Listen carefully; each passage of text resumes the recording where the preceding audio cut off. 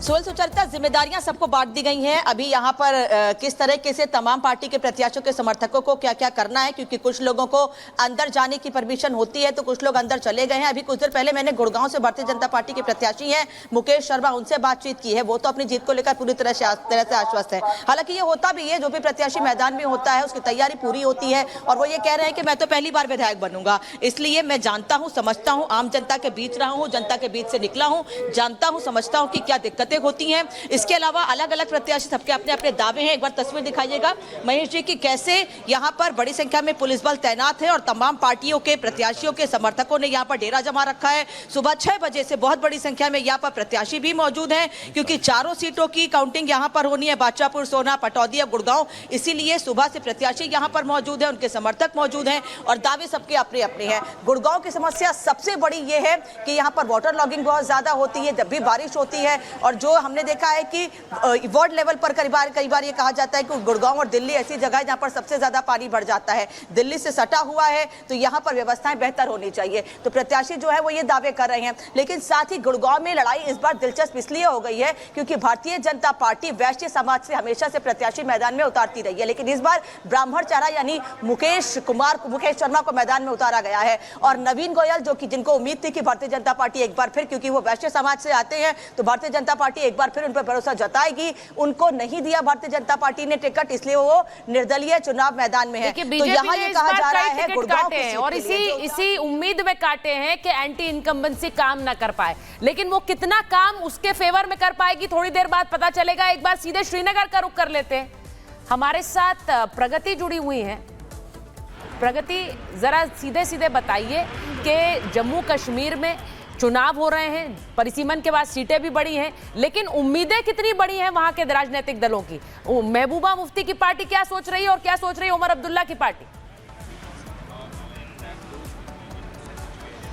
बिल्कुल, उम्मीदें काफी ज्यादा बढ़ गई हैं क्योंकि 10 साल बाद ये चुनाव हो रहे हैं। इसके अलावा पूर्ण बहुमत की सरकार 2002 के बाद से अभी तक नहीं बन पाई है, जिसके बाद कल भी हम यहाँ मौजूद थे जब हमने लोगों से बातचीत की तो उनका यही कहना है कि इस बार जो भी हो अस्थायी तौर पर एक पार्टी आनी चाहिए, क्योंकि अगर हम बात करें पीडीपी की या फिर बात हो बीजेपी की, तमाम बयान सामने आ रहे हैं। आप देख सकते हैं SKICC कन्वेंशन सेंटर है जिसके बाहर हमारी मौजूदगी है। 8 बजे से मतगणना की शुरुआत हो जाएगी और जिन पर ये बड़ी भूमिका है, जो काउंटिंग करने जा रहे हैं, उनकी अंदर एंट्री हो चुकी है। सुबह 6:30 बजे ही वो पहुंच चुके थे। पीडीपी की बात करें तो कल ही कई बड़े बयान सामने आए थे। उनका कहना था चाहे कुछ भी हो जाए, नेशनल कॉन्फ्रेंस के साथ जाना पड़े, कांग्रेस के साथ, दोनों के गठबंधन के साथ जाना पड़े, हम जाएंगे, लेकिन हम बीजेपी की वापसी नहीं होने देंगे। दूसरी ओर नौशेरा से अगर हम बात करें रविंद्र रैना की, जो कि प्रत्याशी भी हैं और बीजेपी के प्रदेश अध्यक्ष भी हैं, हाल ही में हम उनको सुन रहे थे, उनका एक और बयान सामने आया। कल भी उन्होंने बयान दिया था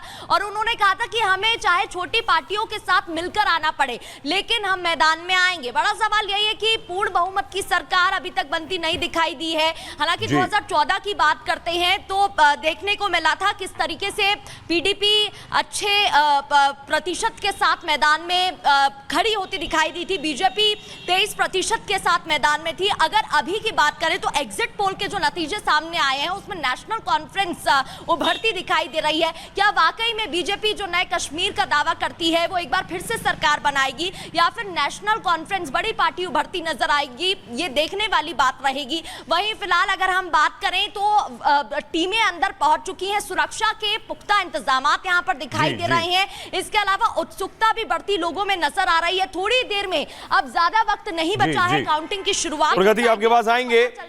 प्रगति श्रीनगर में मौजूद हैं और दर्शकों को बताएं कि लाल चौक की सीट पर सबकी नजरें और निगाहें हैं, क्योंकि श्रीनगर में लोग कुछ जानते ना हो बेशक, लेकिन लाल चौक का नाम जरूर जानते हैं। सुचारिता, लाल चौक पर बीजेपी के कैंडिडेट एजाज हुसैन है और मुझे लगता है एजाज हुसैन वही जो कॉर्पोरेटर भी रहे वहां। बिल्कुल, और एजाज हुसैन बीजेपी के लिए आपको याद होगा काफी समय से काम कर रहे हैं, लेकिन इस बार जम्मू कश्मीर में बीजेपी अपनी सीटें बढ़ा पाती है या वो सीटें घटती हैं? एग्जिट पोल्स कह रहे हैं जम्मू रीजन में दबदबा रहेगा बीजेपी का, लेकिन सरकार बना पाएगी या नहीं कोई पार्टी, सवाल सबसे बड़ा ये है। हमारे साथ खास मेहमान जुड़ गए हैं। मैं सबसे पहले अजय वर्मा जी आपके पास आती हूं, क्योंकि हरियाणा से एग्जिट पोल्स की बहुत अच्छी खबर कांग्रेस पार्टी के लिए है, लेकिन एग्जिट पोल्स के लिए मुझे याद है कि लोकसभा चुनावों में बहुत डिसमिस किया गया था, लेकिन इस बार एग्जिट पोल्स पे भरोसा होगा आपको? नमस्कार दर्शकों को और आपको, जय माता की। देखिए सुचरिता जी, पोल का अपना काम है, एग्जिट का अपना काम है। जब 400 पार का नारा हो रहा था तो हमने कहा था कि भाई ये ठीक है, अपना है, तो लोग जो कह रहे हैं, लेकिन हम वेरी फर्स्ट डे से, जब से हरियाणा से चुनाव शुरू हुए थे और जब से हम लोगों ने वहाँ दौरा किया, दीपक बाबरिया जी के साथ हम वहाँ घूमे, हम रेवाड़ी गए, हम रोहतक गए, हम सोना गए, हम गुड़गांव गए, तो जनता का जो मूड था वो जनता परिवर्तन चाहती थी। और परिवर्तन के लिए उसको लगा कि भाई देश में स्थिरता का मामला है, कुछ अस्थिर लोग आ गए टेम्परेरी, तो स्थिरता के लिए मजबूती से है, तो परिवर्तन की बयार हरियाणा में बह रही है, उसका कारण है वहाँ। अजय जी, बेशक जब मैं माफ कीजिए रोक रहा हूं, 24 के लोकसभा का जो एग्जिट पोल था उस पर बेशक आपको यकीन ना रहा हो, लेकिन ये वाले पे ज्यादा यकीन होगा। देखिए मीठा मीठा गप गप जी, नहीं, मैं इसलिए बता रहा हूँ कि देखिए सबसे बड़ी बात वहाँ हरियाणा की बेटियों का जो पहलवान बेटियों का एक मुद्दा बहुत बड़ा था, किसान का मुद्दा बहुत बड़ा था, बेरोजगारी का बहुत बड़ा था, और सबसे बड़ा मुद्दा वहाँ भ्रष्टाचार का मुद्दा था। जो गठबंधन ने वहाँ मलाई को गप कर रखा था, लूट मचा रखी थी, वो मुद्दा जनता के बीच में। देखिए मुख्यमंत्री भी हारेंगे आपके थोड़ी देर बाद, जो सीट है विशेष जिस पे कह रही है, ये मैं नहीं कह रहा, ये वहाँ की, हम तो चाह रहे हैं कि मुख्यमंत्री जीते, लेकिन वहाँ की जनता कह रही है। लेकिन उस सीट का इतिहास ऐसा रहा है ना अजय वर्मा जी, उस सीट पे कोई भी दूसरी बार जीत नहीं पाया, ये भी एक इतिहास रहा है। लेकिन ये जो आप देख रहे हैं इस वक्त, जो तस्वीर आपको दिखाई थी, चुनावी दंगल की तस्वीर दिखाई थी। चुनावी दंगल में किसका मंगल, थोड़ी देर बाद पता चलेगा। एग्जिट पोल्स में किसका मंगल है वो आपने देखा ही है, लेकिन क्या एग्जिट पोल्स पूरी तरह सटीक साबित होंगे? क्या कांग्रेस में हरियाणा में कांग्रेस की फिर से एंट्री होने वाली है? ये देखना होगा कितनी सीटों से होने वाली है, किसके पास इतनी सीटें जम्मू कश्मीर में होंगी कि वो सरकार बना पाएगी, ये भी एक बड़ा सवाल है। बेशक। संजीव जी, मेरा सवाल आपसे ये है, फाइनल एक बोलिए। हाँ। देखिए सुचरिता जी, मैं बता रहा हूँ, हरियाणा में अभी थोड़ी देर बाद रिजल्ट आ जाएंगे, हम 60+ के साथ सरकार बनाने जा रहे हैं, 60+। ये तो एग्जिट पोल वाला आंकड़ा दे रहा है। अभी आपको दूसरी, अभी आप अपना आंकड़ा, आपको याद हो, एक सेकंड, आपको याद हो 2 दिन पहले हम डिबेट में बैठे थे एग्जिट पोल वाले दिन, मैंने बिफोर आपके एग्जिट पोल के 1 घंटे पहले आपके शो में कहा था कि सुचरिता जी 60 के साथ बनेंगे, और थोड़ी देर बाद आपका चलिए देख लेते, थोड़ी देर में पता लग जाएगा। लड़ाई अभी आपको मुख्यमंत्री वाली लड़नी पड़ेगी इस स्थिति में। हमारे साथ संजीव जी भी है। संजीव जी, क्या लग रहा है आपको?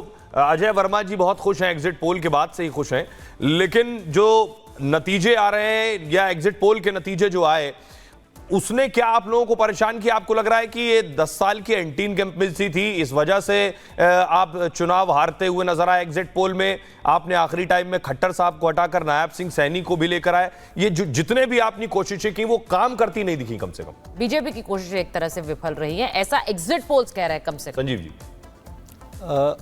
हमसे ये सवाल पूछ रहे हैं संजीव उनियाल जी से। संजीव उनियाल जी हमारे साथ नहीं है अभी। सौरभ दुबे जी, आप जवाब दीजिए। देखिए, निश्चित रूप से जो भारतीय जनता पार्टी की 10 साल वहां पर सरकार रही है, जो उसके विकास कार्य रहे हैं, जनता उसके आधार पर उनको वोट करेगी।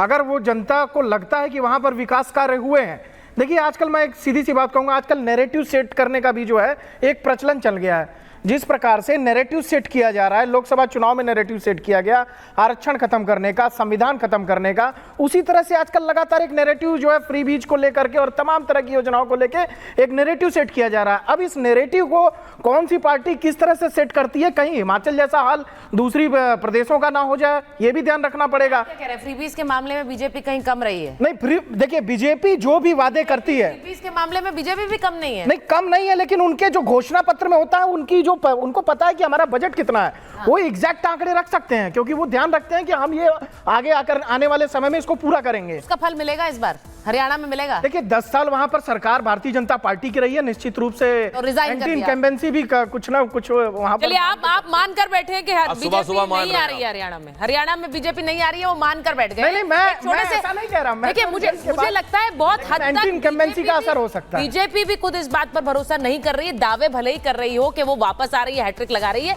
लेकिन एक छोटा सा ब्रेक यहां पर लेंगे, ब्रेक के बाद वापस हाजिर होते हैं। 42 मिनट बचे हैं, 8 बजे वोटों की गिनती शुरू हो जाए।